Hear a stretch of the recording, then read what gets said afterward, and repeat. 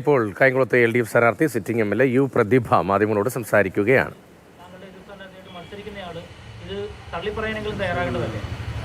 തീർച്ചയായിട്ടും അവരാരും തന്നെ, അതാണ് ഞങ്ങളെ ഏറ്റവും കൂടുതൽ വേദനിപ്പിച്ചത്.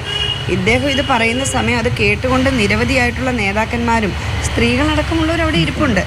അവരാരും തന്നെ അത് കേട്ടിട്ട് ഒരു അക്ഷരം മിണ്ടിയില്ല എന്നുള്ളപ്പോൾ അത് മൊത്തത്തിൽ ഐക്യജനാധിപത്യ മുന്നണിയിലെ കുറേ അധികം പേരുടെ അഭിപ്രായം, ഒരിക്കലും എല്ലാവരുടെയും അഭിപ്രായമാണെന്ന് ഞങ്ങളാരും വിശ്വസിക്കുന്നില്ല. എല്ലാവരും അങ്ങനെ എല്ലാവരെയും അപമാനിക്കുന്ന സ്വഭാവമാണെന്ന് ഞങ്ങളാരും കരുതുന്നില്ല. പക്ഷേ ഇദ്ദേഹം ഇതിനു മുമ്പും ഇങ്ങനെയൊക്കെ പല അവസരങ്ങളിൽ പല പരാമർശങ്ങളും നടത്തിയിട്ടുള്ളതായിട്ട് ഇപ്പം പുറത്ത് വരുന്നുണ്ട്.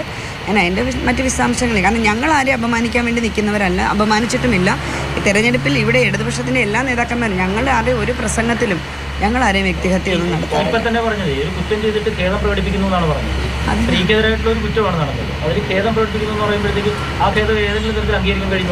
ഒരു തരത്തിലും അംഗീകരിക്കാൻ കഴിയുന്നതല്ല.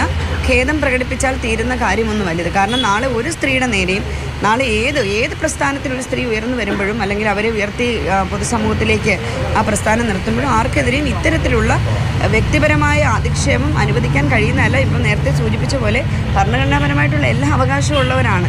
അത് ക്യാൻഡിഡേറ്റ് ആയാലും വീട്ടിലിരിക്കുന്ന സ്ത്രീ ആണെങ്കിലും ഏത് ജോലി ചെയ്യുന്ന സ്ത്രീ ആണെങ്കിലും അവർക്കെല്ലാം ഭരണഘടനാപരമായിട്ടുള്ള എല്ലാ സംരക്ഷണവും അവകാശവും ഉള്ളതാണ്. ഇത്തരം മ്ലേച്ഛമായ വാചകങ്ങൾ ഉപയോഗിച്ച് പൊതുസമൂഹത്തിൻ്റെ മുമ്പിൽ കാര്യങ്ങൾ അവതരിപ്പിച്ചതിന് ശേഷം ഖേദം പ്രകടിപ്പിക്കുന്നതുകൊണ്ട് വലിയ കാര്യമൊന്നും എന്ന് കരുതുന്നില്ല. ഇത്തരത്തിൽ ഒരു കാര്യവും ആവർത്തിക്കപ്പെടാൻ പാടില്ല. കാരണം ഇലക്ഷൻ കമ്മീഷൻ്റെ ഏറ്റവും ഫസ്റ്റ് ഇലക്ഷൻ കമ്മീഷൻ പറഞ്ഞത് ഒരു തരത്തിലും ഈ തെരഞ്ഞെടുപ്പിൽ വ്യക്തിഹത്യയോ വ്യക്തിപരമായ പരാമർശമോ അധിക്ഷേപമോ നടത്തരുതെന്നാണ്. അതുകൊണ്ട് തന്നെ പാർട്ടി മണ്ഡലം സെക്രട്ടറി പറഞ്ഞതുപോലെ ഇലക്ഷൻ കമ്മീഷനടുത്ത് കൃത്യമായ പരാതികൾ കൊടുക്കും, പോലീസിൽ പരാതിപ്പെടും. എല്ലാ അർത്ഥത്തിലും അത് സർവ്വസജ്ജമായിട്ട് പാർട്ടി തന്നെ അത്തരം കാര്യങ്ങളുമായി മുന്നോട്ട് നീങ്ങുകയാണ്. 10 വർഷമായിട്ട് ഇവിടുത്തെ MLA ആണ്. അപ്പോൾ ഒരു ആളെങ്ങനെയാണ് പ്രതിഭയുടെ പ്രതികരണമാണ് കണ്ടത്.